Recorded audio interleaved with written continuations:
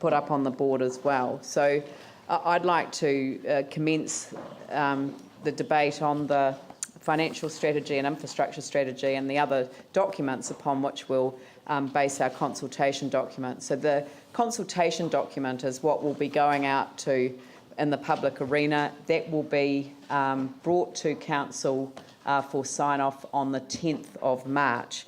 The consultation document is what is designed to provide an effective basis for public participation in the decision-making process that we're about to go through. And so I just want to remind councillors that this is a step in a process which has still got a long way to go. This is an important step because obviously signing off on the financial strategy and on the infrastructure strategy and the underpinning documents is an important part of designing our consultation document, because what we're required to do there is to highlight what are the significant and important issues. And I think even as people have questioned today around the financial strategy and asked questions around the infrastructure strategy, we're starting to get a flavour of the kinds of choices and challenges that people are going to have to confront. I just want to remind people about the change to the long-term plan process, or to the Local Government Act, that was made on the day that we were elected to office, and the specific change to the role of the Mayor. And in the legislation itself, it says that without limiting the leadership role, it is the role of the Mayor to lead the development of the Council's plans, policies and budgets for your consideration as councillors. And so that is a completely different role. It's a different process than has been adopted in the past. We haven't had a consultation document process in the past, and we also haven't had the requirement to do a 30-year infrastructure strategy. And I think that the discipline that has brought to the process has actually been extremely positive. The whole purpose of the long-term plan is to describe the activities of the local authority, to describe the community outcomes, to provide integrated decision-making and coordination of the resources of the local authority, to provide a long-term focus for the decisions and the activities of the local authority, and to provide a basis for accountability of the local authority to the community. So this is a beginning of a really important accountability process. Now, clearly from the amendment that you can now see on screen, that there are some the issues around with some councillors is that they didn't resolve to seek further savings, further capital contribution to meet our funding shortfall. I have to say that there has been a lot that has changed since when we considered the financial strategy back in December to us considering these two documents in particular today. And I think that those changes do require us to now make the commitment to set aside capital from our asset base in order to solve for what I've described as the worst case scenario. I'm sure that our financial officer wouldn't necessarily agree with that kind of tempting fate language. But the truth is that we have an obligation to do so. But we also have an obligation to consult. And during that period of consultation, I know that every single councillor sitting around this table is absolutely committed to find savings within the capital program, and are also committed to finding the kinds of savings within the organisation that will help us solve for the financial shortfall that we know exists. So I've moved the resolution, and the Deputy Mayor has seconded the resolution, and I think that it's really important that we focus on getting this the consultation document out into the public arena and having a good quality engagement with the people of Christchurch about the significance of the challenges we face, the trade-offs that exist, and how we might seek to resolve those in the best interests of the city as a whole. So, who would like to take a call? Vicky. Do you want to put your resolution up rather than the amendment? Yep. Just in terms of this, I think this does a whole range of things, and I want to thank staff and councillors for the hours that they have spent on it, particularly Peter and his team. What I like about your draft resolution, Leanne, is the rates increase for year one of 8.75 and the smoothing that's been worked through on that. And I think we should actually look at what that means, because ultimately, while we may be familiar with all of these sheets of paper, what the sheet of paper that people will get and take pay most attention to is the sheet that arrives in the rates envelope. So what does it mean at 8.75 means for the average price house, which in Christchurch is now 442,000. The current rates from the Christchurch City Council, remembering that you get both rates from us and ECAN, is 2033. At an increase of 8.75, that goes to 2210. ECAN's rates are currently 308, and we've expected an increase of, say, 5.5% from them, which sounds likely.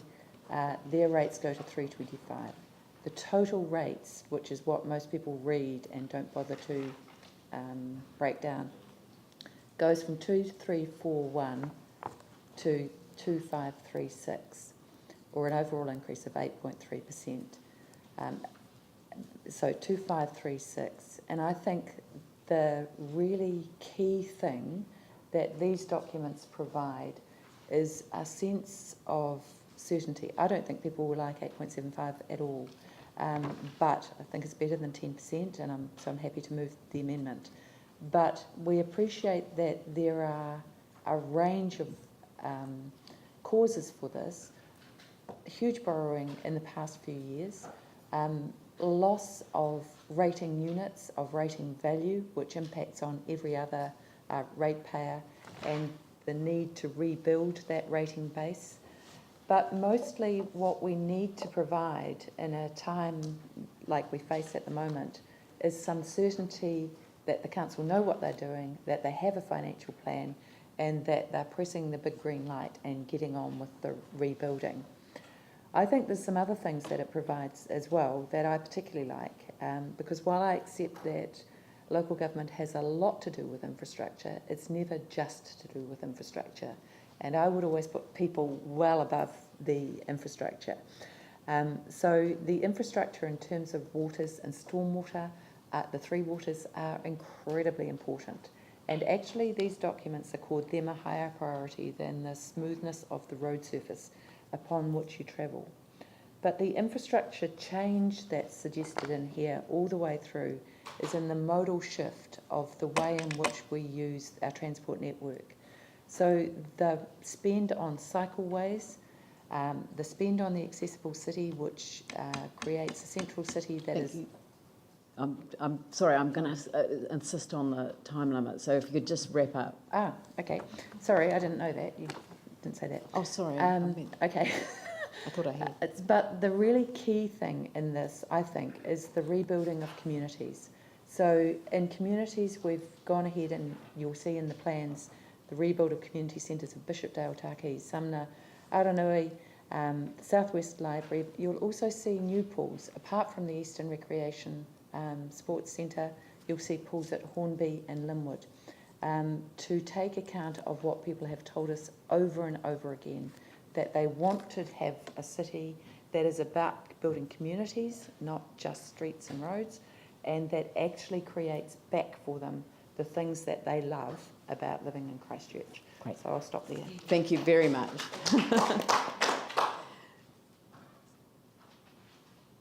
Does anyone else want to speak?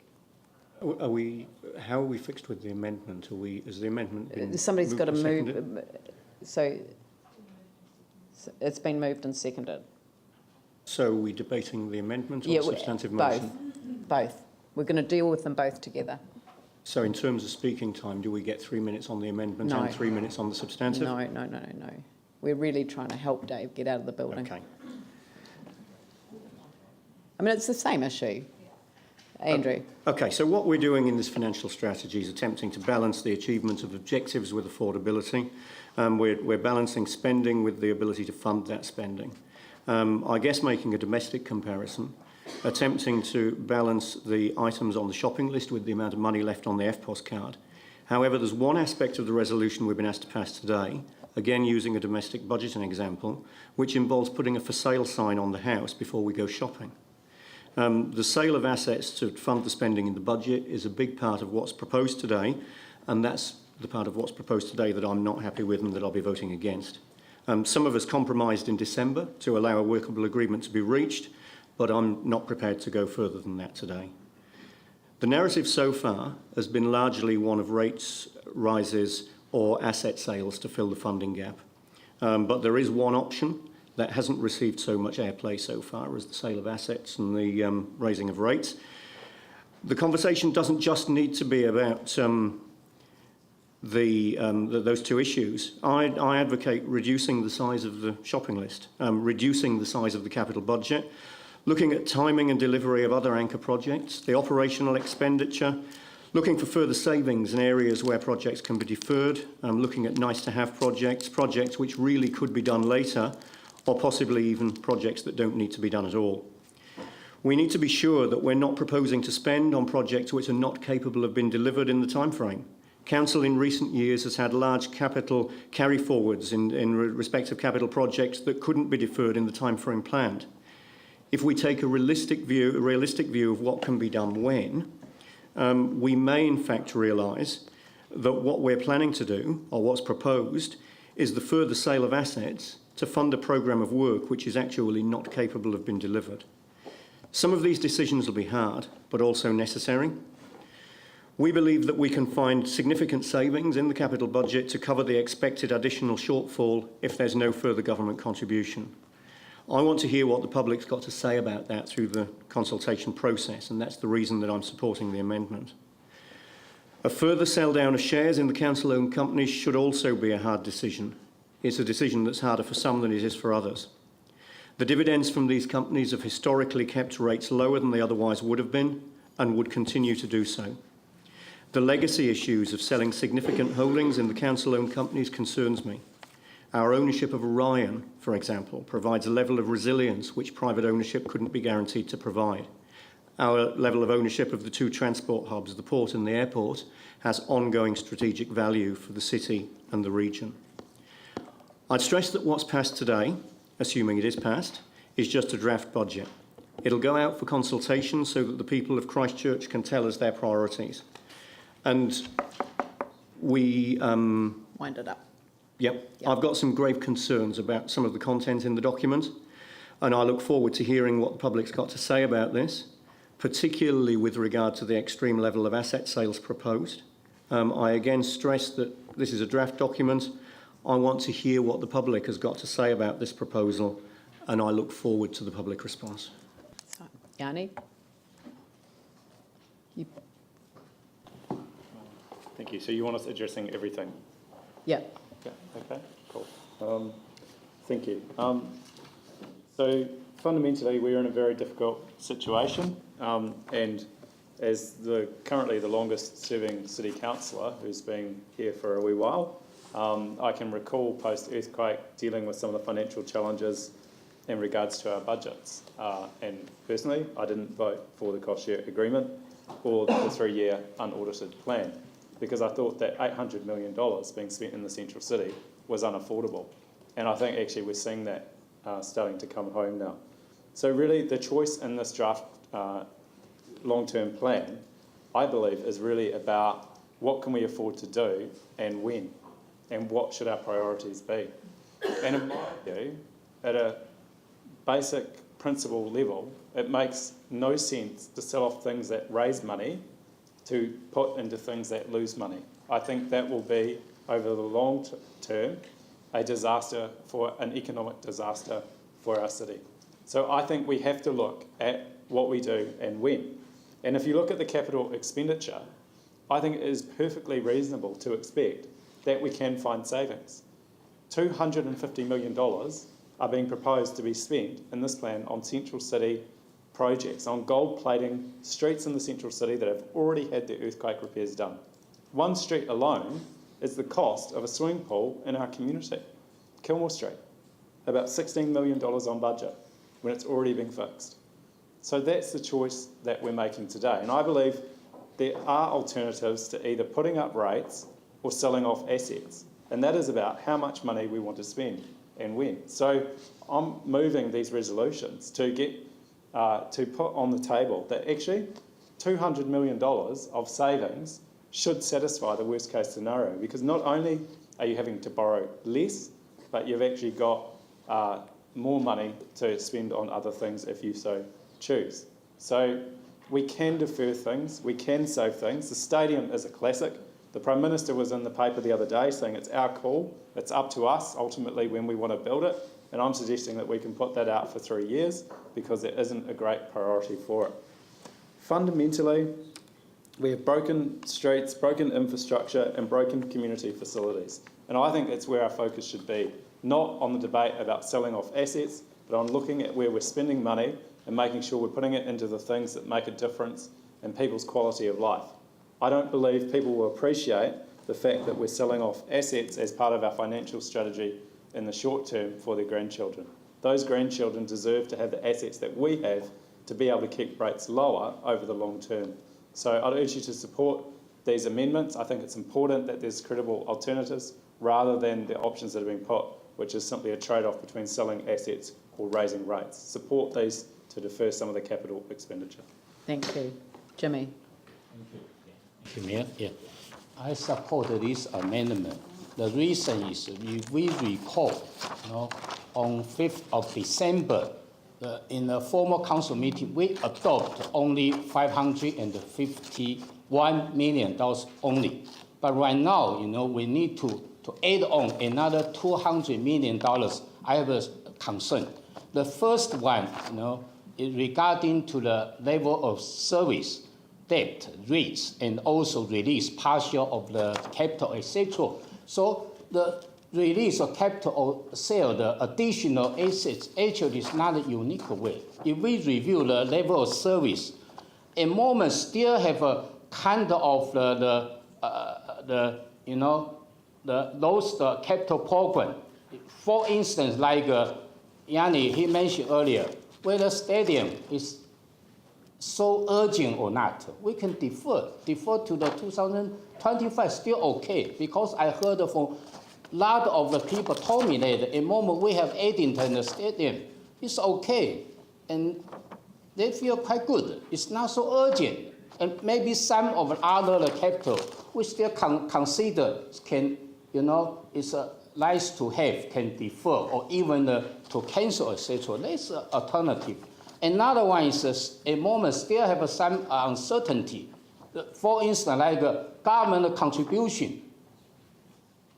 This is still possible if based on the principle criteria, government contribute for the horizontal infrastructure. If $400 million shortfall, we probably the council can get the $240 million. They can meet this shortfall for the $200 million. Absolutely, this is possible. The other one is insurance. A moment still uncertainty, but you consider maybe still can get $100 million. Still possible. All this kind of uncertainty can make it happen. We cannot assume it's not can make it happen. No, this we need to more consider. Another one is as elected member, as councillor, I always thought I'm the public servant. Who is our the boss? Who is our master? Actually, it's a ratepayer. They are our master. We need to take a prudent way, not that we on their behalf to make a decision or assume we have to, to sell additional $200 million. We need to let the public, let the ratepayer feedback to us. I think that's a proper way. So that's why I support the amendment. Thank you. Thank you. Phil. Point of order, Madam Chair, we've had 3 speakers against the... I'm not, Well, if it- I've already said that the standing orders, I would allow for the 3-minute speakers, and I wasn't going to have a limit on it. I'm also fine if anybody wants to speak against to step back, and I'll speak later. But I would like to speak to. But we haven't- the we haven't- No, amendments the particularly. standing order says 3 aside, and we've had 3 speakers. I'm trying to assist this process, so I've called Phil. Thank you. The decisions we make today don't only impact on this the whole 10-year plan. As has been indicated, we're looking at least 30 years out to get our city fixed. That's why it's so important. People's Choice councillors have agreed to a sensible selling down of up to $551 million. But the thing is, in terms of exceeding that by another 200 million, is really like, as Councillor Turner said, it's in fact going to sell off at least half of your family home. When in fact you know that there are potential cost savings which we as a council will consider. And we know, for example, that our council does have a history, like every other council in the country, of big underspends, potentially again saving hundreds of millions of dollars. The one that was pointed out to us today around cycleways is, in effect, although that in the capital plan there's $150 million budgeted for, in fact, this potentially using those government funds, we could end up only spending up to $50 million, so that will be 1/3 investment by us and subsidies of up to $100 million from government. So we need to take those things into account well before we start selling off further assets. So I'm saying that I certainly support the amendments, particularly because I think they're basically based on common sense. Thank you. Thank you. Pauline, and then Glenn, sorry. Just very quickly too, I support the amendment, and I am concerned, as are the rest of the people in Christchurch who oppose asset sales, about when the loss of the dividends resulting from the sell down of our assets will cause a rate rise in the future, since we're using that realised capital to pay for earthquake recovery and renewal. We're not putting it in the bank to use the interest to offset rates. And the other thing I struggle with is the Auditor General's instruction that we can't use those words up to. When we know that we've got so many unknowns, then we may well, probably will not need that money, all of it. So I'm struggling with that, and for that reason I can't support it. Thank you. Thank you. Glenn. Thank you. I'll go as fast as I can. And I encourage all our colleagues to speak. I think our constituents would want to hear our views on such a critical matter. My view on this is that as People's Choice as a group, we've been actually quite reasonable. We did stretch things beyond really what we would normally stretch them in. On December the 5th, we conceded a lot, and I think we were quite reasonable in that. The council was described as reaching a new level of maturity at the time, but now calling on another 200 million for me is a bridge too far. I have 2 questions in relation to this, and the first is that I do support the amendment. I think of our own experience here in Burwood-Pegasus, the Bridge Street Bridge, where due to geological and other conditions is a good example of a project that will blow out over time and money, because you're dealing with so many unknowns. I also want to refer to Table 2, page 22. It talks about the external sources of funding. We were first declared a national disaster following the quakes, requiring a national response, which we have received, and we're very grateful for that. We're being asked today to solve a financial problem which, in my view, appeals to both the ratepayer base and the taxpayer base as part of this. I noticed from the Regan consent meeting the other day that to date, over 3 years following the quakes, the value of consents over this time is $5.8 billion. Now, I know it doesn't work exactly like that, but if you do go for a straight 15% GST take on that, that is $870 million in GST. What's happening to that, as Councillors Goff and Manji have referred to in the past publicly, what is happening to that money? So I'm fully supportive of this amendment here, and I look for us finding our savings in our capital expenditure, and I'm also looking for a two-way street with the Crown. Thank you. Right. All right. So I'll just simply conclude by saying that we've got a long way to go, and I want to congratulate councillors for taking such a mature approach. I know that these are challenging issues. They're going to be challenging for the people of Christchurch as well. But I think we're up for the conversation, and the debate will be robust. And, I really do congratulate people for, well, it's too late now. Sorry, I looked around. Sorry. Okay. Yep, all right. You can replace me. I mean, I'm just going to say that we support the Mayor's recommendation, and actually all the concerns that People's Choice have raised in this recommendation in terms of reviewing capital expenditure. And I would point out we've been through an activity management plan process where we didn't cut enough expenditure. We've been through the capital programme review in November where they added to it, so I'm quite pleased to hear that they want to actually subtract from that. So I think it's a good recommendation. We'll go out and have a conversation with the public and see what their feedback is. Very good. Right. So I'm going to rule on the amendment. So the first paragraph of the amendment I'm going to rule out of order, and I'm going to rule the last paragraph out of order as well. So if we can have the words delete 6.1.3 and replace with moved up to above the paragraph that remains, that enables the amendment to be put. Explain why you've ruled those other two out of order. I've ruled the modifying of the Capital Works program about deferring the stadium because that would require the agreement of central government. And under the cost share agreement, it requires the agreement of central government. I thought the Prime Minister's comments were very helpful in the paper, but they do not form an amendment to an agreement. The last one is ruled out of order because the Audit Office has made it crystal clear, and I sit on the Audit and Risk Committee as well, has made it crystal clear that they will not take savings to be found as a mechanism for solving for the budget. Now, this doesn't mean that we are going to be selling an extra $200 million worth of our assets. It simply means that if we are required to do so, we have it on our books that we will do so, and that gives the Audit Office the assurance that they need. So we're not going to be selling anything that doesn't need to be sold. So can I put that first, and I think could you bring up the screen? So I'll put the amendment. Those in favour of the amendment will vote yes, and those who are opposed to the amendment will vote no.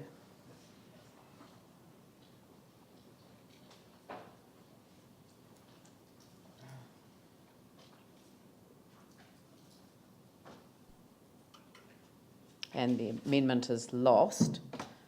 So therefore I will put the resolution as it stands unamended, and I will, and again, if you could put up the things, if you're in favour of the resolution, press yes, and if you're opposed to it, press no. Sorry, there's a whole package of safety. Yeah. By doing it as an amendment, that's the result. I made that clear.